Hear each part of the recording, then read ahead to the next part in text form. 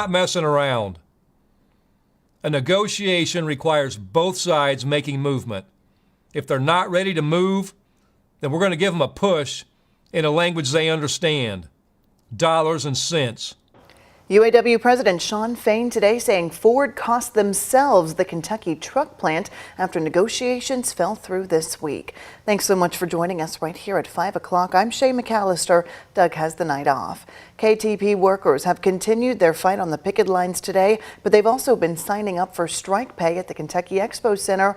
Senior reporter Isaiah Kim Martinez and photojournalist Emma Gefter are there right now. Isaiah, how have those lines looked throughout the afternoon? Well, Shay, still a very methodical process both inside and outside of Freedom Hall, at one point extending into the parking lot, and you can see what it looks like inside right now. These are, of course, hundreds of employees going ahead and signing up, registering for strike pay, so about $500 a week. And we understand that this is a difficult process on both sides. That's what workers have told us. But ultimately, they're looking at the bigger picture here. And now there's only one rule: pony up. Ford Kentucky truck plant employees watching from their phones on the picket line Friday, as UAW President Shawn Fain says they've entered a new phase in the negotiations where any plant could be called to walk out at any time. KTP workers staying hydrated. For the fight, that's timeline remains unclear. And over at the Expo Center, everybody that's out here feels the same way, that it is worth the sacrifices that we're making for what will be the end result. Benji Abels and hundreds of other KTP employees standing in this extensive line around Freedom Hall, all registering for strike pay, a process we're told will take through Sunday, with the money likely not hitting bank accounts for at least another week. How would you describe your emotions? Is it confident? Is it nervous? Where are you? Yeah, it's nerve-wracking to not have any idea. Like you said, there's no crystal ball. I'm inspired by our membership right now. UAW's local chapter president Todd Dunn believes Ford has resorted to scare tactics, raising concerns about unemployment and health care benefits for workers who expect to be laid off soon, including those at the Louisville assembly plant, which Dunn says will soon run out of parts if things stay status quo. I don't see how they can run and build vehicles after the middle of next week. No magic carpet ride. There's nobody making them anywhere else. Folks like Abels, who has been with Ford since 2012, tell me each day that goes by is a lose-lose situation. The longer that it goes on, the more that both sides will be hurt. I would hope that within 2 weeks that we would be done. But at the same time, he says, make no mistake, Louisville Ford workers are willing to hold out for the right deal.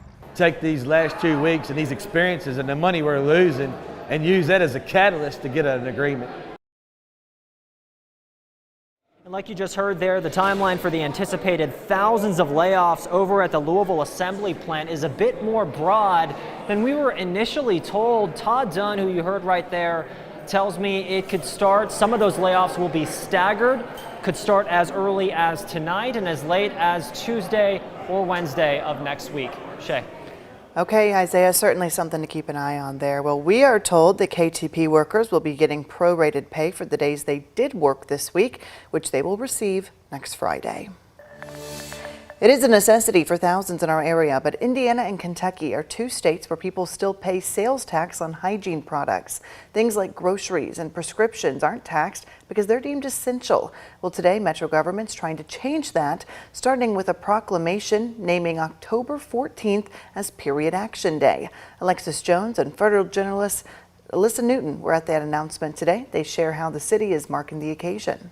On average, a person who has periods will spend up to $9,000 in their lifetime. But now city officials hope to provide some relief by making period products more accessible. It's a major step forward that leaders say is long overdue. We should have been doing this all along. As of today, 18 dispensers carrying free menstrual products are now installed in public restrooms downtown. The dispensers are located at Metro Hall and the Public Health Department inside both men and women restrooms. Not all women menstruate, and not all people who menstruate identify as women. So what we're trying to do is achieve an equitable situation where women and people who menstruate can fully participate in society, including schools and offices. Along with gender equity, the pilot project aims to alleviate period poverty, which Director of the Office for Women, Gretchen Hunt, says impacts 1 out of 3 adults. They're choosing literally between, do I buy food or do I buy period products? And if you think that a tampon may cost 20 cents, 25 cents, that is a big cost for people who can't afford it.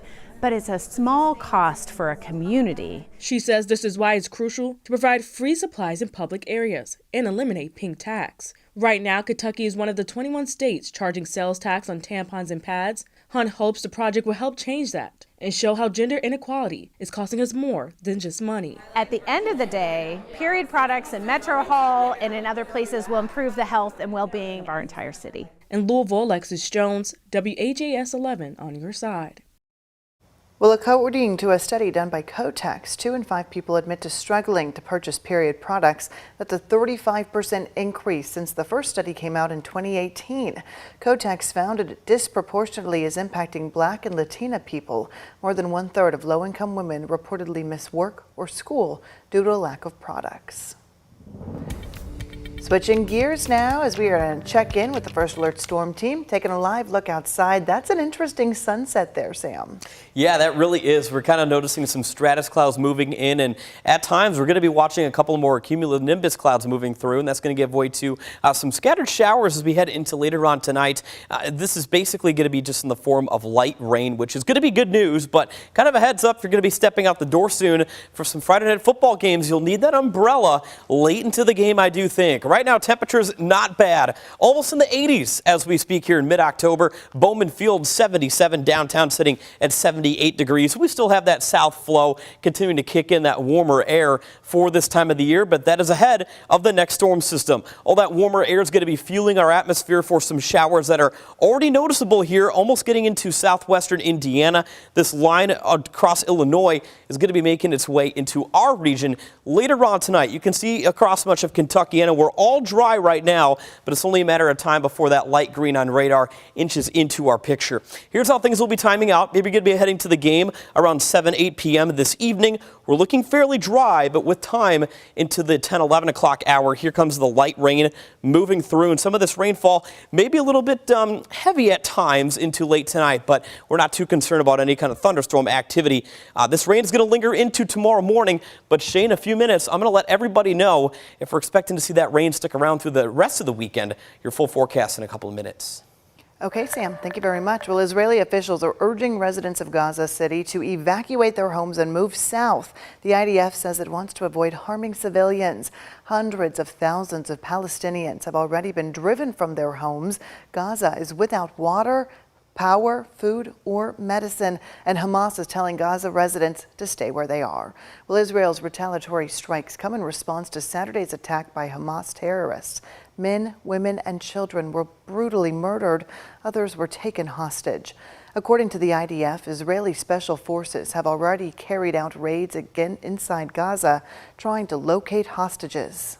We are going to destroy Hamas infrastructures, Hamas headquarters, Hamas military, and take this phenomena out of Gaza and out of thereof.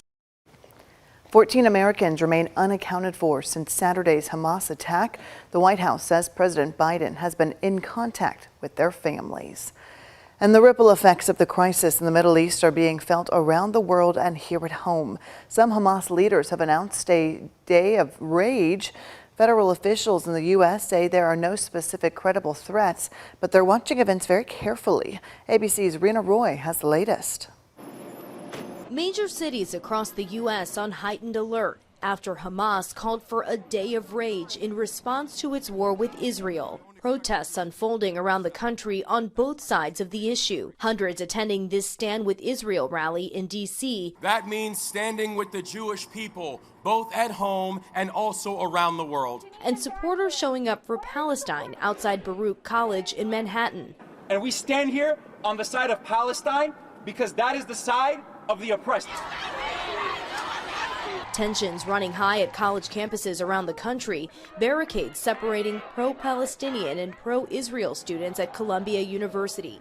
The NYPD canceling officers' vacations, telling every single one to suit up and prepare for 12-hour shifts to help guard against any potential violence. We have directed the NYPD to surge additional resources to schools, houses of worship to ensure that they are safe. Congregants from synagogues praying for peace, some even making services virtual. In Los Angeles County, the sheriff's office pulling personnel from specialized units to increase visibility. And in D.C., Capitol Police enhancing security out of an abundance of caution. Since the Hamas attacks, there have been a few violent incidents between individuals. And in Michigan, police arrested a suspect in connection with an online threat against Palestinian Americans in Dearborn. But as of now, federal officials say there is no credible threat of any large-scale attack. Rena Roy, ABC News, New York.